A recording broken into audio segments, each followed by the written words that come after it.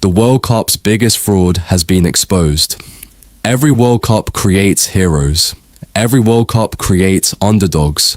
But sometimes it also exposes a team that entered the tournament with enormous expectations and failed to live up to them. A team that was hyped by fans, praised by pundits, and considered a serious contender before a single ball was kicked. Yet once the tournament began, the reality looked completely different. This World Cup may have already revealed that team. For months leading into the tournament, Ecuador was being discussed as one of the most dangerous outsiders. They had experience, they had quality, they had a proven leader in Enner. Many analysts believed they could challenge stronger nations and comfortably advance from their group. On paper, it sounded convincing, but World Cups are not won on paper. They are won through performances, mentality, and the ability to handle pressure when everything is on the line. And, so far, Ecuador has failed that test. The warning signs appeared in their opening match against Ivory Coast. While many expected Ecuador to control the game, it was Ivory Coast that looked more aggressive, more confident, and more determined. Ecuador struggled to create meaningful chances. Their attacks lacked urgency. Their midfield failed to dictate the tempo. As the game progressed, the pressure grew. Then came the decisive moment.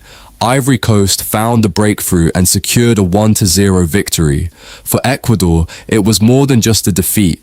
It was a shock. Suddenly, the predictions looked questionable. The confidence surrounding the team started to disappear. Fans who had spoken about knockout rounds were now discussing survival. Still, one bad result does not destroy a tournament. Every team can recover. The second match would provide Ecuador with the perfect opportunity to respond. Their opponent was Curacao, a team that many expected to finish near the bottom of the group. On paper, Ecuador had more experience, more talent, and more World Cup pedigree. This was supposed to be the response. This was supposed to be the statement performance. Instead, it became another disaster. For 90 minutes, Ecuador searched for answers. They dominated possession. They pushed forward. They attempted to create opportunities, but something was missing. The creativity was missing. The confidence was missing. The killer instinct was missing. The final whistle arrived with the scoreboard showing 0-0. No victory, no statement, no redemption. Just another result that raised even more questions. And this is where the criticism becomes impossible to ignore, because great teams find solutions. Great teams respond when their backs are against the wall. Great teams understand that World Cups punish hesitation. Ecuador has shown the opposite. Against Ivory Coast, they looked nervous. Against Curacao, they looked predictable. Against both opponents, they looked like a team carrying expectations that they could not handle. The most worrying issue is not the results themselves. It is the way those results happened. There has been a lack of urgency, a lack of leadership, a lack of belief. At times, Ecuador has looked like a team waiting for something good to happen instead of making it happen. And in modern football, that mentality is dangerous because every opponent arrives prepared. Every opponent arrives motivated. Every opponent arrives ready to punish mistakes. Perhaps the biggest disappointment has been the attack. Coming into the tournament, many supporters believed Ecuador would possess enough quality to trouble any defense in the group. Instead, goals have become incredibly difficult to find. Opportunities have been wasted. Attacks have broken down. Dangerous moments have disappeared before they could become real chances. When a team cannot score, pressure builds quickly, and pressure changes everything. Players become hesitant. Decision-making becomes slower. Confidence disappears. That is exactly what appears to be happening right now. The harsh reality is simple. After 2 matches, Ecuador has only 1 point. 1 point from 6 available. That is not the record of a contender. That is not the record of a dark horse.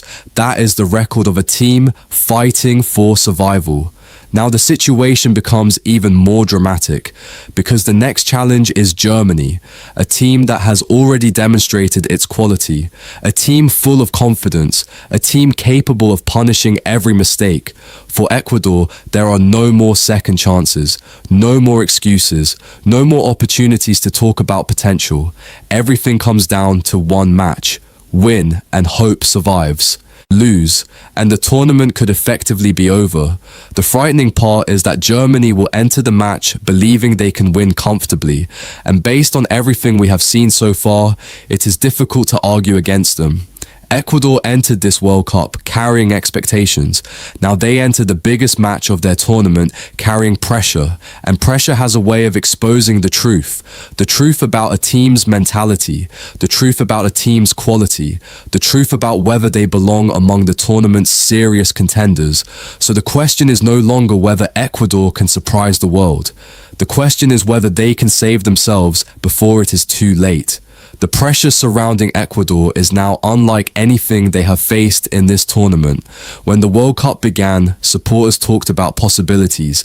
They talked about qualification. They talked about knockout rounds. Some even talked about a deep run that could surprise the football world.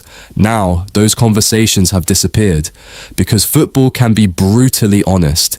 It does not care about predictions. It does not care about rankings. It only rewards performances. And Ecuador simply has not delivered.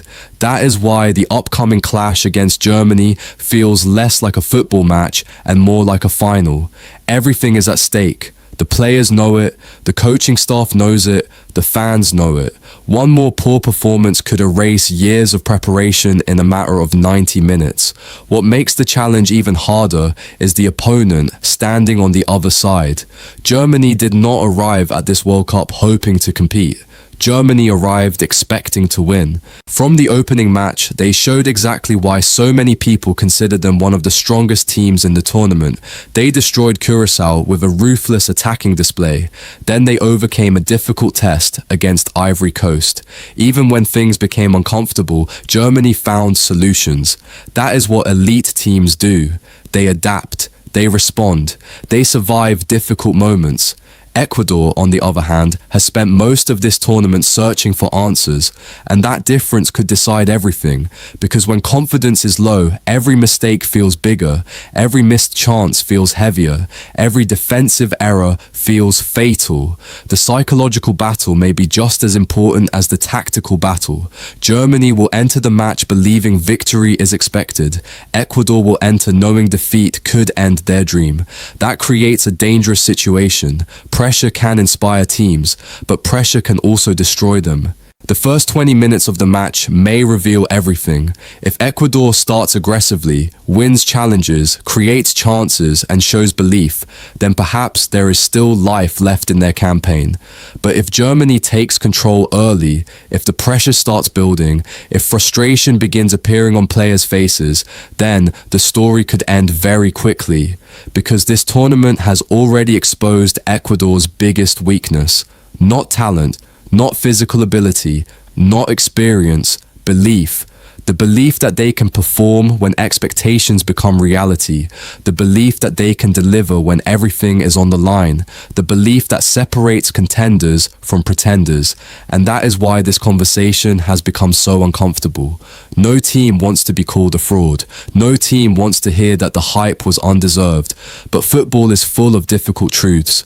When a team enters a tournament with massive expectations and fails to meet them, criticism follows naturally. So far, Ecuador has not looked like the dangerous outsider many predicted. They have looked like a team struggling to justify the praise, a team struggling to justify the excitement, a team struggling to justify the belief.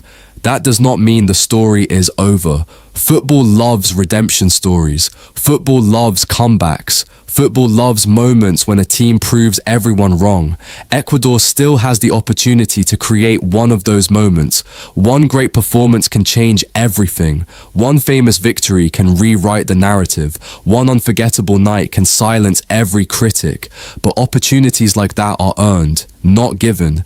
Germany will not show mercy. Germany will not care about Ecuador's expectations. Germany will not care about their reputation. The only thing that matters is what happens on the pitch, and that is why the next match may define Ecuador's entire World Cup. Not because of the opponent, not because of the standings, but because it will finally answer the question everyone is asking: Who is the real Ecuador? Is this the ambitious team that many believed could challenge stronger nations? Or is this the team we have watched through two disappointing matches? The team unable to score when it matters. The team unable to respond when pressure arrives. The team unable to turn promise into performance. Soon, the football world will have its answer, because the excuses are gone.